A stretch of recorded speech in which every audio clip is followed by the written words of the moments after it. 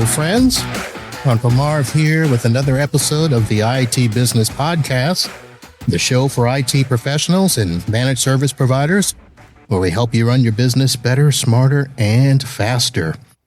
Well, ladies and gentlemen, I am back from Zero Trust World. I have just finished off week number 4 of my travels. I did 3 conferences in 4 weeks and 2 client trips along with that. So it is nice to be back home for several weeks in a row before we get back out there again.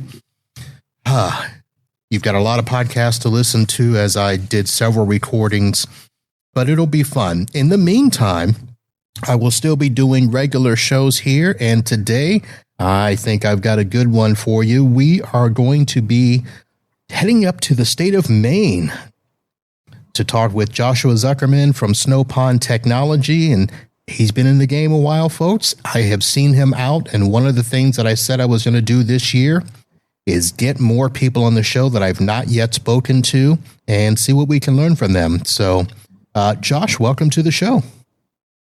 Hi there. Thanks for having me. Well, thanks for coming on, even though we've seen each other out and about. I'll be honest, I don't remember when the first time we saw each other was. Do you have an idea?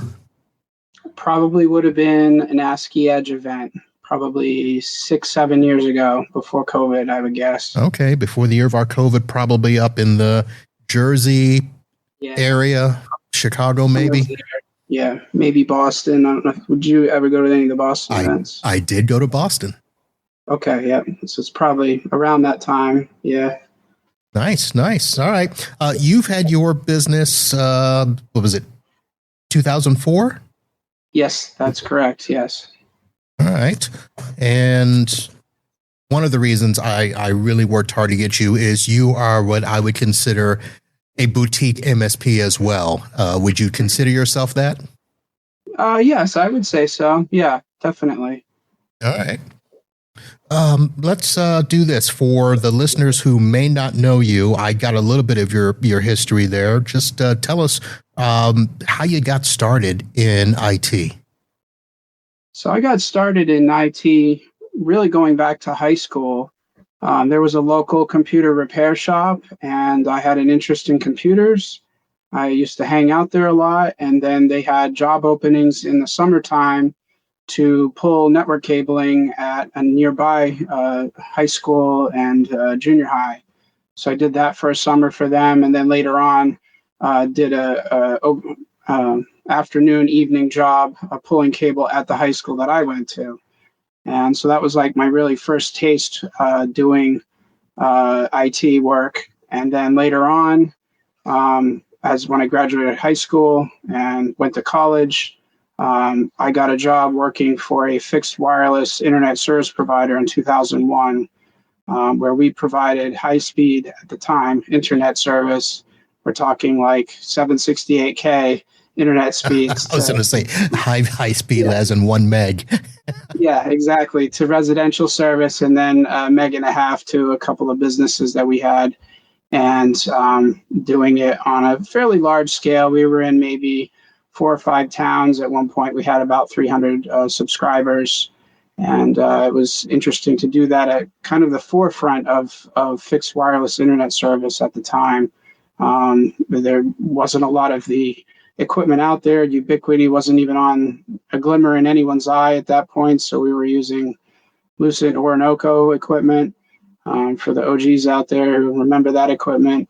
And, PCMCIA cards, eventually got USB adapters to get people online, and then eventually Ethernet. And we mostly had residential subscribers, but we did have some businesses. And what I found interesting in that job was we would go to these businesses, and oftentimes we would be their first internet service provider. They had no network. Maybe they had a single computer or a few computers in their office that they were looking to have installed. And it really wasn't our responsibility to do that internal networking work. So we would hand that off to local repair shops if they didn't have, their own consultant already. And when I got laid off from that job after DSL and other providers came in the area and basically killed our service overnight, I decided to start my own IT business. Initially, like many of us, doing a lot of residential repair work until I could build up my book of business and word of mouth to get enough business subscribers, customers that I could just transition over fully to doing business work, which is something I finished about 10 years ago. I completely switched over to doing business only and finished doing any residential support. And so I've been doing that, since 2004. So it's 21 years in business this year, and 22 in July, actually. It's July 2004 when I started.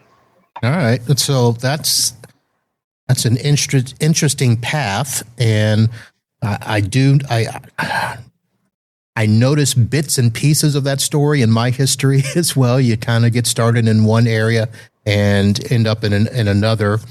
I did very little residential in my beginning, but switched over to business as soon as I could.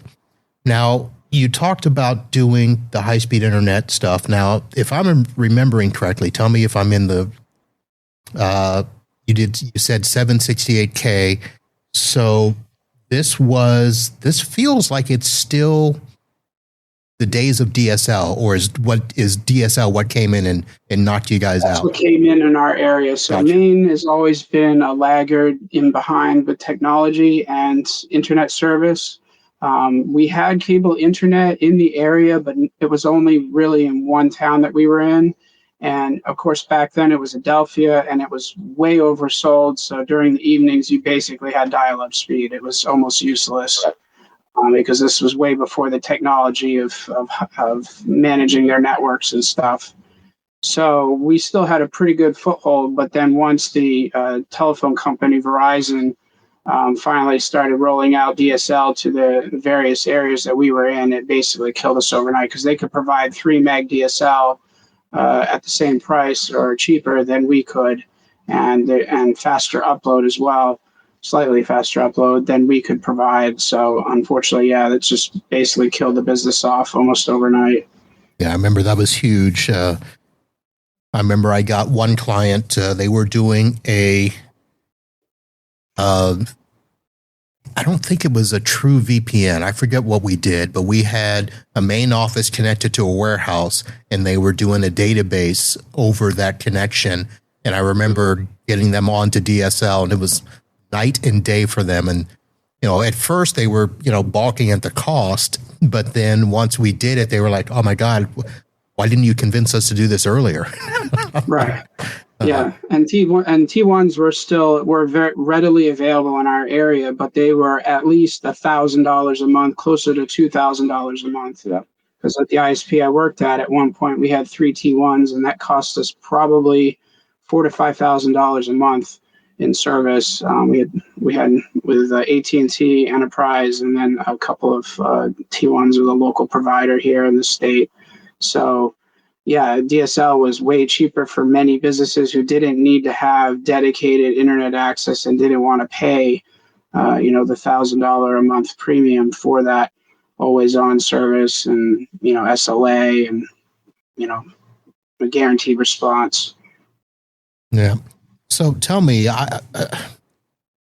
and forgive me for saying it this way, but I think a lot of us, when we think of Maine, we think of not just, the northern part of the U.S., but we think of it as still kind of a wilderness state, if that makes sense. We love your lobster. But I don't know very many main cities up there. So how does the business market look up there? Yes, it is in places definitely would resemble the wilderness in rural parts of Maine, where there is, some small manufacturing businesses here, there, and everywhere. Timber business is pretty big in Maine. Maine has the most forested state in the nation per capita. Really? Where 83% of our state is covered in forests. So the timber industry is pretty big up here, even though several paper plants have shut down, which has been a huge job loss. Big cities in Maine would be like Bangor, where there's a air naval base there, air refueling wing with the Air National Guard, and Portland. Portland's the city that most people think about when the word Maine comes up. That's our largest city on the coast in southern Maine. The majority of our population lives in southern Maine, so that's where a lot of the businesses are. I'm more towards the central part of the state near our capital, so I have to drive, further to meet my clients typically. The saying in Maine, you can't get there from here, is pretty accurate. It takes an hour plus generally to go to anywhere in Maine. If I want to go to Portland to, have some culture like a museum or go to a music festival or something like that, that's an hour and 15-minute ride. If I want to get on a plane to go attend conferences, that's an hour and 15-minute ride. So in Maine, businesses are definitely more spread apart. There's actually a fair amount of MSPs here in Maine, and we seem to be able to have enough business between each other where we're not stepping on each other's toes, at least none that I've really seen poorly. So there's just a lot of businesses all spread out. There's not clusters of it, except for like the Portland area where you have a lot of business located there. Right. Now, do you concentrate your businesses in a certain area, or do you cover the entire state? How does that work? Yeah, so my clients are mostly in the central Maine area around the capital of Augusta, but I do have clients south of Portland. In fact, I'm going to one on Wednesday to put up some security cameras. And I have a client north of me by about an hour towards Bangor, one that has 2 offices, one that's down on the coast, and then a dental practice in western Maine. So I do drive quite a bit for my business when I need to go on site for clients. But the majority of my clients are within 30 minutes of my office, typically speaking. All right. So now let me ask, how many of those businesses really have a grip on what managed services is, let alone cyber and AI? Yeah, absolutely. That's a good question. Out of my client base, I would say a handful actually do. I've been working very hard to try to present the value of managed services to my break-fix clients. I have quite a few break-fix clients left that I'm still working on to present. Here's the reasons why we should be moving to managed services. I know this is something a lot of MSPs did 5-10 years ago, but again, Maine kind of falls behind on moving with the trends, technology trends, with the exception of probably AI. I definitely have seen an uptake in the past year of my clients using AI tools. I don't think a lot of the businesses owners are very aware of the AI tools being used. So that's kind of concerning to me. I think that there needs to be some more discussion internally and policies written about AI. But I would say about, half of my clients are using ChatGPT, for instance, to do social media posts or to write up forms or to do performance reviews, things of that nature. But then the others, I would say, are not using it. I don't know if they're looking at it.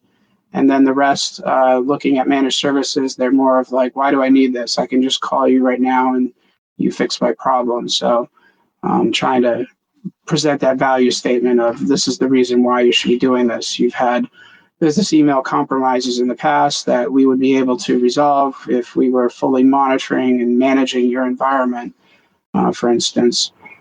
So try and present those scenarios that I've seen with other clients that this is why we should be doing this with your business. So I remember when I started with it wasn't managed services back then, but I remember when I was doing the retainer for my law firms, one of the ways I got that recurring revenue is by telling them, yeah, I'm going to charge you a remote access fee for me to put my software on your machines. That way I can connect when we need to without me having to get in the car to come see you. And they seem to accept that. One, because it was a small fee in the beginning, and then I would just start to raise it as I added on features and stuff. But I wonder if that's not a way to get some of these customers? Because if you've got to drive an hour and 15 minutes to be able to say to them, look, for this much a month, I can probably remote in and take care of even half, would probably be a incentive for that, would it? Yeah, absolutely. So I did the same as well. About maybe 10 years ago, I got an RMM tool and basically told clients, this is what we're going to do right now. We're going to put this on all your machines and you're going to pay a small fee. So provide endpoint security, it'll patch your systems, it'll monitor it. But anytime anything breaks or needs to be done, that's billable labor. So now it's trying to get them from this hybrid model of monitoring only of their system over to the full managed stack. And I'm trying to use some things where, well, we don't currently have that in your monitoring system. However, if we move you up to the full managed services, we will be monitoring your entire Microsoft 365 environment. We will be backing up all of the emails in your Microsoft 365 environment, your OneDrive files, your SharePoint files, those kinds of features that I'm going to try to keep out of the monitoring only and get them to try to convince them to move over to full managed services. Those things that I can resolve for them to make their business more secure and more proficient. All right. You went ahead, you mentioned the RMM tool. So let me ask next what your, typical business looks like in terms of client, and what types of things do you have in your stack? Yes. So typical clients would be between 5 and 15 seats right now. I'm looking to get larger clients and focus more on the manufacturing industry. I think there's a need for my services in the manufacturing industry, whether that's going to be full managed services or a co-managed situation. That's where I want to focus my energy. Currently, my client base is all over the place. I have accountants, insurance, independent insurance agencies, law firms, a couple of dental practices, municipalities, and I've done some work for the state government as well. Very nice. And I should have mentioned my stack. You asked about that. So my stack, I'm mostly, for better for worse, I know that I'm going to get a lot of hate mail for this. I use a lot of Kaseya tools. Most of it prior to the Kaseya acquisition. I've kind of stuck with it mostly because I'm a solo shop. I just don't have time to really take on a whole new tool or learn a whole new environment. And B, for the most part, I haven't really had too many billing problems with Kaseya. I've only once had an issue and they resolved it. So for the most part, I've been fairly satisfied with their products. I use Data RMM for my RMM. I use their Backupify for their Microsoft 365 environment. I use IT Glue for documentation, Autotask for PSA. I've been with Autotask now for probably close to 10 years now. And the thought of switching PSA tools and losing all of that data just doesn't really sound palatable to me, because that's nice having that history there. To export all that out is not very easy from what I've been told. So it's usually just start fresh with a new PSA. So that's kind of I use Huntress for MDR. I'm very happy with Huntress. I think it's a great tool and the team over there. So that's a little bit of my stack that I use. All right. Listen, there is nothing wrong with staying with what you know if it does the job you need. Right. And that's that. My tools definitely have so far. I will agree with, some of the naysayers that, it's maybe not as innovative as it used to be post-acquisition of by Kaseya. But for now, the tools do what I need it to do. I can get done my job. I can, remotely manage their machines, do it as best as I can tell securely, and it works. Nothing wrong with that. Nothing wrong with that. So let's now move into a question I asked you about in terms of, what is, I guess, the one big thing that really either made a huge impact on your business, or what's the one thing that you're most proud of that you've been able to make happen? So I think the project I've been most proud of in my business was during COVID. A buddy of mine who worked for the state of Maine in the Office of Information Technology said, "Hey, we have a customer, which was another state agency, that has no internet service, and it's for an education network, and this is not something that we can support because it's not part of the state network. Would you be interested in going to this facility to take a look at it and see if you can fix it?" I'm just like, "Sure, give me their contact information." Spoke with the person. As it turned out, it was a Department of Corrections. It was a reentry facility. And I went down in the middle of COVID. This was, I think, May 2020, when we didn't really know of whether, this was going to be something that, hey, if you touch surfaces, you're going to get COVID type deal. So I went there, fixed the problem. Speaking of DSL, that's what they had. They had a DSL modem there, and the provider's modem had just crashed, lost its configuration. A couple hours later, I had rebuilt it and got them back online so the residents there could get back into their college classes to, be able to complete those courses and, graduate essentially, so that they're having the tools they need to better themselves on the outside when they get out. So from there, it moved into, hey, you're willing to come to a prison in the middle of COVID. Clearly, you have some screws loose. Would you be willing to, do some more work for us? So it eventually branched into every one of the facilities. They got a federal grant to put in an education network at every correctional facility here in Maine, which is, I think, about 7 facilities. So I, with contractors and subs, was able to pull cable, install switches, install routers, firewalls, and build out an education network at every one of these facilities for Department of Corrections. They manage the network themselves. It was mainly just me putting the network in and kind of handing the keys off to them. They have filtering set up through OpenDNS that they were able to get for free. And that was probably my most rewarding thing I've ever done in almost in life, to be honest with you. To have residents come up to me at 6:00 in the evening after I've spent all day pulling cable inside their housing units and mounting access points 35 feet up in the air on a man lift, for them to say, hey, I'm now able to do my college work in my housing unit without having to wait the next day to go to the education building and only have a couple hours to do homework there or to attend classes is just game changer for me. It's really life changing, and thank you. And you just get that simple thank you from these guys and gals was big. All right, you just opened up a whole ton of questions that I'm sure people have. Let's start with an easy one. Were you the first person they called, or were you the first one to actually say, yes, I'll do it? I'm not 100% sure on that. My buddy was the one who referred me, and I think he was going to reach out to some other people. So I think I was actually the first one that he referred me to them and said, here's somebody who might be willing to help you with your problems here. So I don't think anyone else was contacted on this issue, because I was the first one to respond saying, sure, it's 3:00 in the afternoon. Where do you need me to go? I'll go do it. Let's get you guys up and running. And I was out of there at like 7:00 in the evening and had them back online. Nice. So now that the question of working inside of a prison.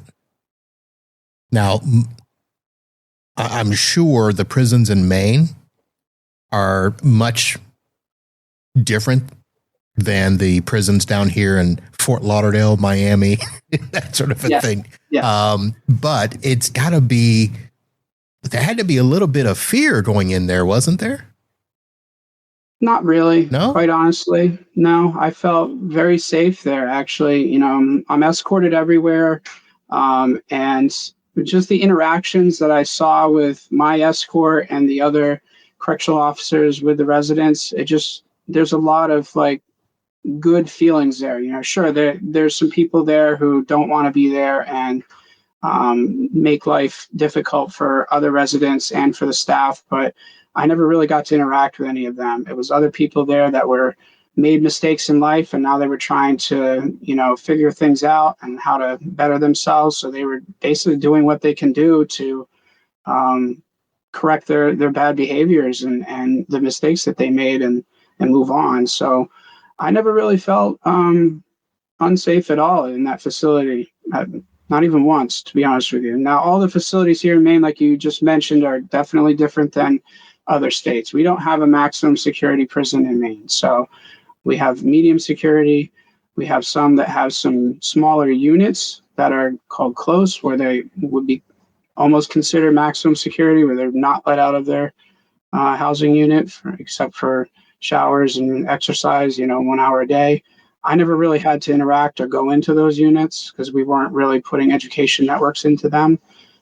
So everywhere else was medium population or minimum, and where most of the residents are allowed to move around with limited restrictions. And yeah, it was not hard at all. I mean, I think the hardest part for anyone who may be interested in doing IT work or a contract with Department of Corrections or a correctional facility or anything like that is you go into a business, your normal business, and you think it's going to take 2 hours, and it takes 2 hours, you get it done, no big deal. When you go into one of these facilities, everything takes 3 times as long. So that was one thing that I had to learn very quickly, that when I'm quoting my jobs, this is how long it's going to take to put these wireless access points in this housing unit, I need to add 3 times the amount of labor to that because I'm mostly waiting around for access. Somebody needs to get keys. Somebody's not here today to escort me, waiting for the lift that's in the facility to be available, bringing my tools in, tool check-in and tool check-out sheets that I have to fill out. Those things is what takes a lot of the time out of actually doing the actual work. Yeah, I imagine that's got to be just the entering and exiting process alone have to take time, but having to wait for somebody to, move you into the next space or something like that. I imagine there's tons of just sitting around and thinking, okay, I hope nobody opens the wrong door here. Yeah. Now, no, they're pretty good on that stuff. Okay. I didn't have to worry about that. It was more of just waiting for that door to be open because they're handling other issues, and we're kind of considered, not really important to be doing things. And so me not wanting to, wait around and sit on my hands and just wait for things to happen. I just want to get things done, get in, get out, that doesn't really work that way in a correctional facility. Yeah. Now, was this a situation where you hired a sub to help you with the cable, or were there any inmates that were privileged enough to also help? Both, actually. So a couple of times I did have some of the residents able to help me, who were like trusted people who already worked in the education network, managing some of the systems there. So yes, I had them to help me.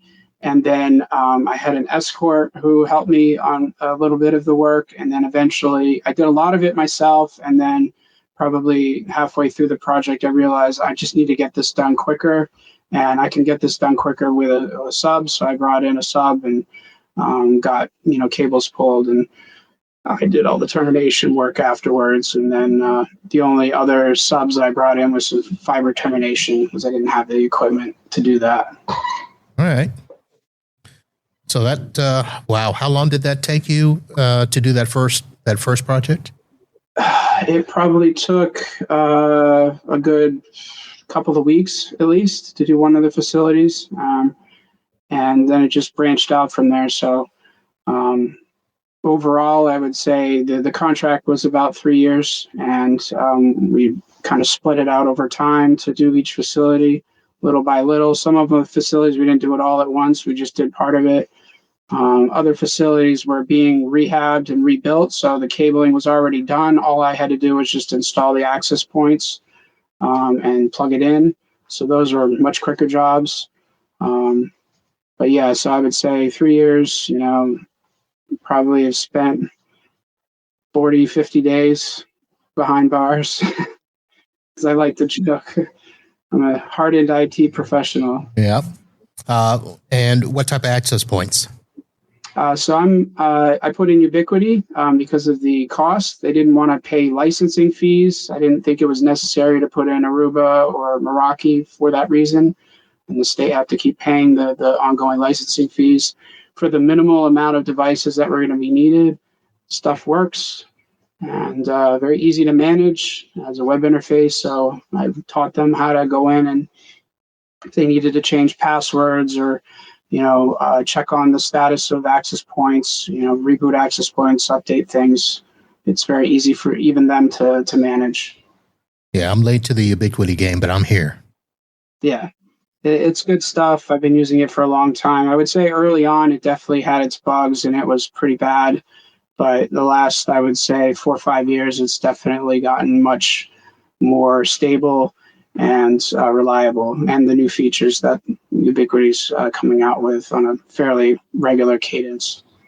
Yeah, it's nice being able to do the gateways, the switches, the access points. Let's see what else did I do. I did door access. I did forget what the called the unit port, where you can put the cameras up on a TV. And I've not yet done the door access, but looking to do that with one of my not-for-profits if they're willing to pay. Even though Ubiquity's affordable, they're still a nonprofit. Correct. Yes. So, all right. So, Josh, what advice would you be giving to somebody that either wants to? I don't know if anybody would aspire to work in a prison system or anything like that, but I imagine that it's still some sort of government, what do they call request for proposal or something, process to get started with that. How was that? And what would you advise to somebody that's looking to do that? Yeah, so for me, I'd already started and built a relationship because it started as kind of a break fix. Hey, we needed a few small projects done, and we'll foot the bill. Once it became necessary to build out these networks in all the facilities, everything had to definitely go out to quote, to a proposal. They were willing to do a single source contract, meaning they would just basically put the proposal out to me and allow me only to submit the quote. And that made things a little bit easier. I didn't have to fight other vendors to be lowballed on price and things. But that said, of course, I definitely had restrictions on, my markup. I couldn't mark things up, 1,000% or anything like that. They definitely, checked on that. But my labor costs and equipment sales, all were within a reasonable price that I felt that I could make a good living on, as well as not overcharging the state, and that they would be willing to sign the contract. So for anyone willing to do that, I think it really starts with building a relationship with somebody within any state agency, whether it's Department of Corrections or somebody else. You need to build that relationship first so that you can get the information that you need to build out the quote properly. Because I think a lot of these quotes that people respond to, or the proposals that people respond to, you're not given the full information. You need to go into those sites and actually see what they're doing and what they need, because the proposal is probably written by somebody who doesn't know technology. They just know the budget and basic needs. They don't know anything else. They don't know the specifics. So, and this goes also for schools as well. If anyone's looking to do school contracts, which I have looked at, I have not actually done any proposals, but I have sat down at some of the meetings for the proposals that were going to go out to bid.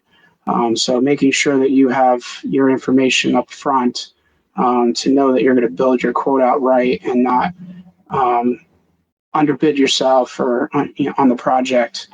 And then just making sure your quote is very strict in the way of what is included and what is not included. What would become a change order, because those things are going to happen in a project, that they're going to want to add new things or remove things. Making sure that's clearly listed in your contract. And then to just be patient. These things take time. They take weeks for responses, and you're going to get on an email chain with 100 people you don't know. So you just kind of have to let them talk amongst themselves in the email chain and wait to be, messaged in the email, and just let them hammer and hash things out. And that's kind of how I managed to work this contract. Well, I will add to the process. I did do a quote for a charter school years ago, and it took about 2 months to get through the process. The project was only for, was it three or 4 months? It was over the summer, and they wanted to have everything done by the next school year. And I remember going through that process, and I think we went up against 3 others. So there were 4 bids total.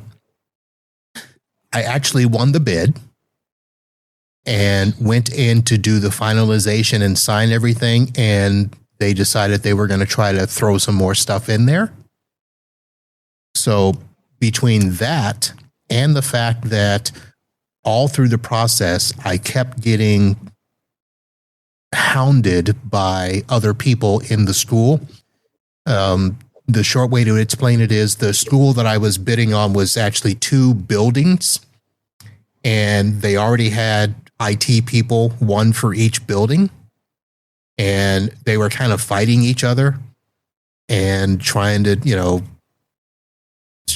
make it short and sweet. They were more of a problem than the work itself.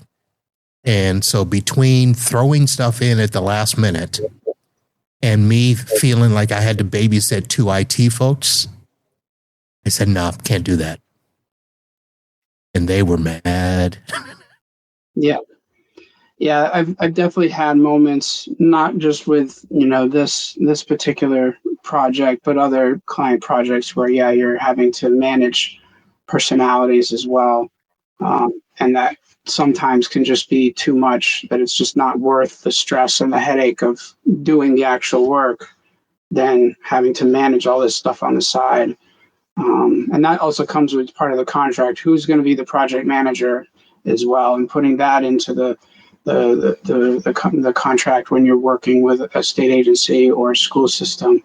If you're going to be doing the project management, there should be separate fees for that too, versus unless they're going to be providing that or an outside person to be providing that. Yeah, I didn't meet.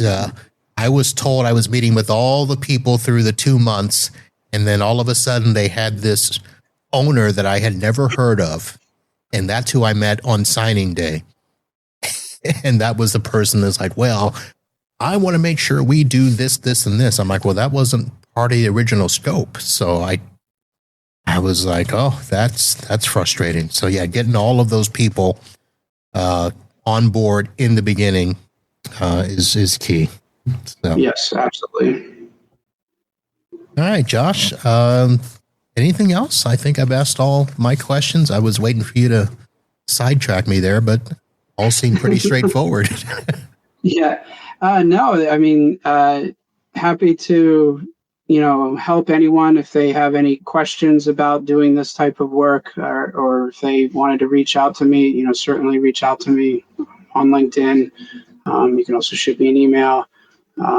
Happy, or a phone call. I'm happy to discuss, any of these types of projects, how I managed it, how I did it, how, somebody may be looking to do it themselves. Happy to help with that. Or if anyone needs, some information or help with the project itself, reach out. Happy to do it remotely, or if it happens to be here in Maine or someplace else, I'm interested. All right. So speaking of, where are we going to see you next? I think my next conference is potentially going to be ASCII Edge in Newark in the end of April. I believe I'm going to go to that event. And I'm definitely going to Kaseya Beyond in Salt Lake City in June. So I will absolutely be to that event. That's been...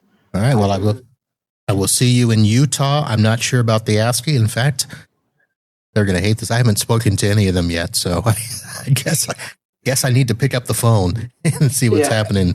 I usually always do the one in Florida and the ASCII Cup, and there are none in Florida this year. This is true. Yeah. The Cup, I don't know if I will go to. It's in San Antonio, so a little bit of a ways for me to get there. But yeah, if anyone is going to be attending ASCII Edge in Newark, shoot me a message. Happy to meet up and talk shop or anything else. All right. Well, Josh, thank you for coming on the show finally. We've talked about this for a while. We have. Yeah, this is great. And I've been a follower for a long time, so it's awesome to be on here. All right. Thanks again. All right, folks, that has been a conversation with Joshua Zuckerman from Snow Pond Technology up in Maine. And hopefully you got a few ideas to think about you can take back to your business or your MSP. And as always, if you got value from this episode, do me a favor, share it with another IT pro or MSP. And be sure to follow us on your favorite podcast app.